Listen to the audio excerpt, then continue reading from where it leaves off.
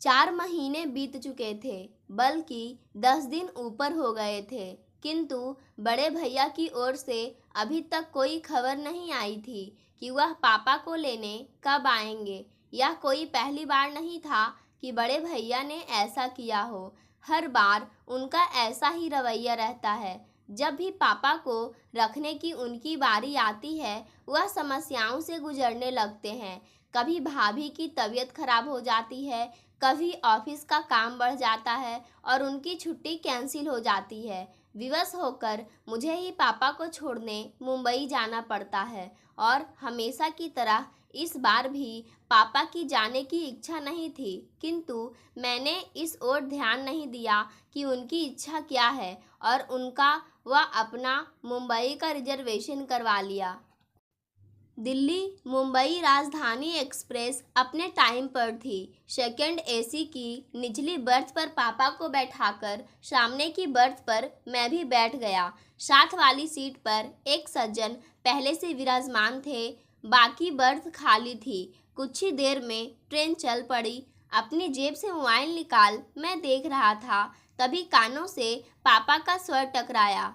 मुन्ना, कुछ दिन तो तू भी रहेगा ना मुंबई में? तुम्हारे रहने से मेरा दिल लगा रहेगा और प्रतीक को भी अच्छा लगेगा। पापा के स्वर की आर्द्रता पर तो मेरा ध्यान गया नहीं, मन ही मन मैं खींच उठा। कितनी बार समझाया है पापा को कि मुझे मुन्ना ना कहा करे, रोहित पुकारा करे। अब मैं इतनी ऊंची पोस्ट पर आसीन एक प्रशासनिक अधिकारी हूँ। समाज में मेरा एक अलग रुतबा है, ऊंचा कद है, मान सम्मान है। बगल की सीट पर बैठा व्यक्ति मुन्ना शब्द सुनकर मुझे एक सामान्य सा व्यक्ति समझ रहा होगा। मैं तनिक जोर से बोला, पापा, परसों मेरी गवर्नर के साथ मीटिंग है, मैं मुंबई में कैसे रुक सकता हूँ? पापा के चेहरे पर निराशा की बदलियाँ छा गई।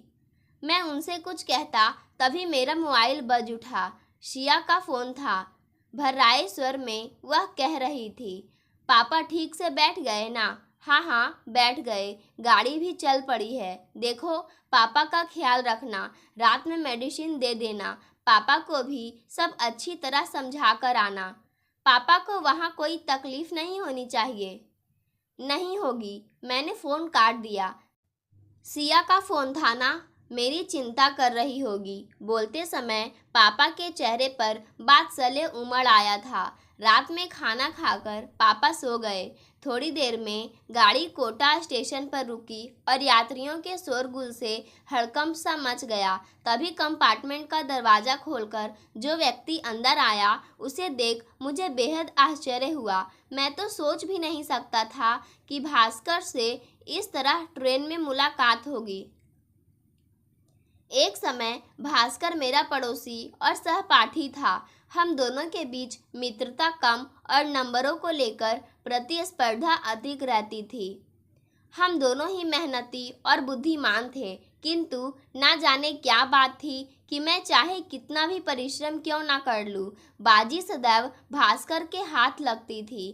शायद मेरी ही एकाग्रता में कमी थी। कुछ समय पश्चात पापा ने शहर के पॉश एरिया में मकान बनवा लिया। मैंने कॉलेज चेंज कर लिया और इस तरह भास्कर और मेरा साथ छूट गया। 2 माह पूर्व एक सुबह मैं अपने ऑफिस पहुंचा। कॉरिडोर में मुझसे मिलने के लिए काफ़ी लोग बैठे हुए थे। बिना उनकी ओर नज़र उठाए मैं अपने केबिन की ओर बढ़ रहा था। एकाएक एक व्यक्ति मेरे सम्मुख आया और प्रसन्नता के अतिरेक में मेरे गले लग गया। रोहित यार, तू कितना बड़ा आदमी बन गया, पहचाना मुझे? मैं भास्कर। मैं सकपका गया। फीकी सी मुस्कुराहट मेरे चेहरे पर आकर विलुप्त हो गई। इतने लोगों के सम्मुख उसका अनौपचारिक व्यवहार मुझे खल रहा था। वह भी शायद मेरे मनोभावों को ताड़ गया था। तभी तो एक लंबी प्रतीक्षा के उपरांत जब वह मेरे कैबिन में दाखिल हुआ तो समझ चुका था कि वह अपने सहपाठी से नहीं बल्कि एक प्रशासनिक अधिकारी से मिल रहा था। उसका मुझे सर कहना मेरे अहम को संतुष्ट कर गया। यह जानकर कि वह बिजली विभाग में महज एक क्लर्क है जो मेरे समक्ष अपना तबादला रुकवाने की गुजारिश लेकर आया है, मेरा सीना अभिमान से चौड़ा हो गया।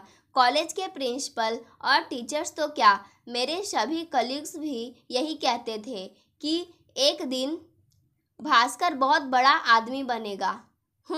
आज मैं कहाँ से कहाँ पहुँच गया और वह पिछली स्मृतियों के पीछे धकेल मैं वर्तमान में पहुंचा तो देखा भास्कर ने अपनी वृद्ध माँ को साइड की सीट पर लिटा दिया और स्वयं उनके करीब बैठ गया। एक उड़ती सी नज़र उस पर डाल मैंने अखबार पर आंखें गड़ा दी। तभी भास्कर बोला, नमस्ते सर, मैंने तो देखा ही नहीं कि आप बैठे हैं। मैंने नम्र स्वर में पूछा, कैसे हो भास्कर? ठीक हूँ सर। कोटा कैसे आना हुआ? छोटी बुआ की बेटी की शादी में आया था, अब मुंबई जा रहा हूँ। शायद आपको याद हो, मेरा एक छोटा भाई था। छोटा भाई? हाँ, याद आया। क्या नाम था उसका? मैंने स्मृति पर जोर डालने का उपकरण किया, जबकि मुझे अच्छी तरह याद था कि उसका नाम अनिकेत था। सर, आप इतने ऊंचे पद पर हैं, आए दिन हजारों लोगों से मिलते हैं, आपको कहाँ याद होगा? अनिकेत नाम है उसका सर। पता नहीं उसने मुझ पर व्यंग किया था या साधारण रूप से कहा था, फिर भी मेरे गर्दन कुछ तन सी गई। उस पर एहसान सा लाते हुए मैं बोला, देखो भास्कर, यह मेरा ऑफिस नहीं है, इसलिए सर कहना बंद करो और मुझे मेरे नाम से पुकारो। हाँ, तो तुम क्या बता रहे थे? अनिकेत मुंबई में है? हाँ रोहित, उसने वहाँ मकान खरीदा है। 2 दिन पश्चात उसका गृह प्रवेश है। 4-5 दिन वहाँ रहकर मैं और अम्मा दिल्ली लौट आएंगे। इस उम्र में इन्हें इतना घुमा रहे हो? अम्मा की आने की बहुत इच्छा थी। इंसान की उम्र भले ही बढ़ जाए, इच्छाएं तो नहीं मरती ना। हाँ, यह तो है। पिताजी कैसे हैं? पिताजी का 2 वर्ष पूर्व स्वर्गवास हो गया था। अम्मा यह दुख झेल नहीं पाई और उन्हें हार्ट अटैक आ गया था। बस तभी से वह बीमार रहती है। अब तो अल्जाइमर भी बढ़ गया है। अब तो उन्हें संभालना मुश्किल होता होगा। क्या करते हो? 6-6 महीने दोनों भाई रखते होंगे। ऐसा पूछकर मैं शायद अपने मन को तसल्ली दे रहा था। आशा के विपरीत भास्कर बोला, नहीं नहीं, मैं तो ऐसा सोच भी नहीं सकता। अम्मा शुरू से दिल्ली में रही है, उनका कहीं और मन लगना मुश्किल है। मैं नहीं चाहता इस उम्र में उनकी स्थिति पेंडुलम जैसी हो जाए, कभी इधर तो कभी उधर। कितनी पीड़ा होगी उन्हें यह देखकर कि पिताजी के जाते ही उनका कोई घर ही नहीं रहा, वह हम पर बोझ है। मैं मुस्कुराया, भास्कर, इंसान को थोड़ा व्यवहारिक भी होना चाहिए। जीवन में सिर्फ भावुकता से काम नहीं चलता है। अक्सर इंसान दायित्व उठाते उठाते थक जाता है और तब ये विचार मन को दलित करने लगते हैं कि अकेले हम ही क्यों माँ बाप की सेवा करें, दूसरा क्यों ना करे। पता नहीं रोहित, मैं जरा पुराने विचारों का इंसान हूँ। मेरा तो यह मानना है कि हर इंसान की करनी उसके साथ है। कोई भी काम मुश्किल तभी लगता है जब उसे बोझ समझकर किया जाए। माँ बाप क्या कभी अपने बच्चों को बोझ समझते हैं? आधे अधूरे कर्तव्यों में कभी आस्था नहीं होती रोहित, मात्र औपचारिकता होती है। और सबसे बड़ी बात, जाने अनजाने हमारे कर्म ही तो संस्कार बनकर हमारे बच्चों के द्वारा हमारे सम्मुख आते हैं। समय रहते यह छोटी सी बात इंसान की समझ में आ जाए तो उसका बुढ़ापा भी संवर जाए। मुझे ऐसा लगा मानो भास्कर ने मेरे मुख पर तमाचा जड़ दिया हो। मैं निशब्द मौन सोने का उपकरण करने लगा, किंतु नींद मेरी आंखों से अब कोसों दूर हो चुकी थी। भास्कर की बातें मेरे दिलो दिमाग में हथौड़े बरसा रही थी। इतने वर्षों से संचित किया हुआ अभिमान पल भर में चूर चूर हो गया था। प्रशासनिक परीक्षा की तैयारी के लिए इतनी मोटी मोटी किताबें पढ़ता रहा, किंतु पापा के मन की संवेदनाओं को, उनके हृदय की पीड़ा को नहीं पढ़ सका।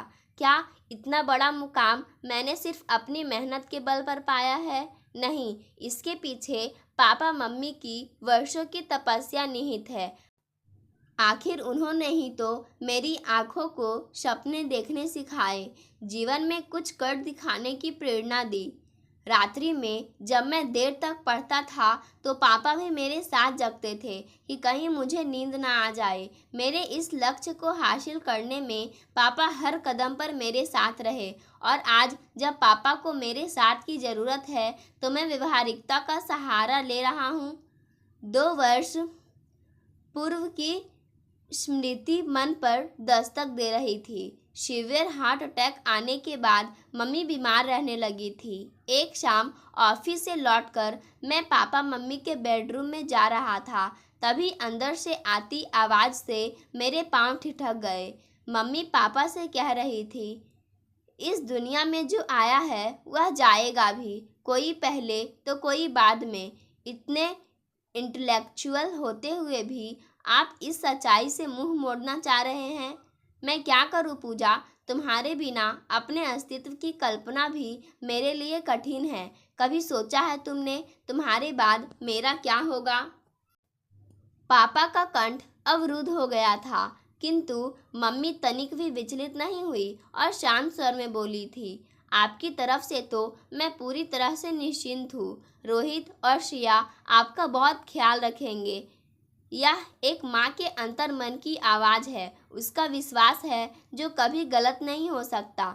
इस घटना के 5 दिन बाद ही मम्मी चली गई थी। कितने टूट गए थे पापा, बिल्कुल अकेले पड़ गए थे। उनके अकेलेपन की पीड़ा को मुझसे अधिक मेरी पत्नी सिया ने समझा। यूँ भी वह पापा को दोस्त की बेटी थी और बचपन से पापा से दिल से जुड़ी हुई थी। उसने कभी नहीं चाहा पापा को अपने से दूर करना, किंतु मेरा मानना था कि कोरी भावुकता में लिए गए फैसले अक्सर गलत साबित होते हैं। इंसान को प्रैक्टिकल अप्रोच से काम लेना चाहिए। अकेले मैं ही क्यों पापा का दायित्व उठाऊं? दोनों बड़े भाई क्यों ना उठाएं? जबकि पापा ने तीनों का बराबर का स्नेह दिया, पढ़ाया लिखाया, तो दायित्व भी तीनों का बराबर है। 6 माह बाद मम्मी की बरसी पर यह जानते हुए कि दोनों बड़े भाई पापा को अपने साथ रखना नहीं चाहते, मैंने यह फैसला किया था कि हम तीनों बेटे 4-4 माह पापा को रखेंगे। पापा को जब इस बात का पता चला तो कितनी बेबसी उभर आई थी उनके चेहरे पर। चेहरे की झुर्रियाँ और गहरा गई थी। उम्र मानो 10 वर्ष आगे सरक गई थी। सारी उम्र पापा के दिल्ली में गुजरी थी। सभी दोस्त और रिश्तेदार यहीं पर थे जिनके सहारे उनका वक्त कुछ अच्छा बीत सकता था। किंतु सोचते सोचते मैंने एक गहरी सांस ली। आंखों से बह रहे पश्चाताप के आंसू पूरी रात मेरा तकिया भिगोते रहे। उफ, ये क्या कर दिया मैंने? पापा को तो असहनीय पीड़ा पहुंचाई ही, मम्मी के विश्वास को भी खंडित कर दिया। आज वह जहाँ कहीं भी होंगी, पापा की स्थिति पर उनकी आत्मा कलप रही होंगी। क्या वह कभी मुझे क्षमा कर पाएंगी? ट्रेन के अंदर रात में कई बार अम्मा को भास्कर को आवाज़ देना और हर बार उसका चेहरे पर बिना शिकन लाए उठना मुझे आत्मविश्लेषण के लिए बाध्य कर रहा था। उसे देख मुझे एहसास हो रहा था कि इंसानियत और बड़प्पन हैसियत की मोहताज नहीं होती, वह तो दिल में होती है। अचानक मुझे एहसास हुआ मेरे और भास्कर के बीच आज भी प्रतिस्पर्धा जारी है। इंसानियत की प्रतिस्पर्धा जिसमें आज भी वह मुझसे बाजी मार ले गया था। पद भले ही मेरा बड़ा था, किंतु भास्कर का कद मुझसे बहुत ऊंचा था।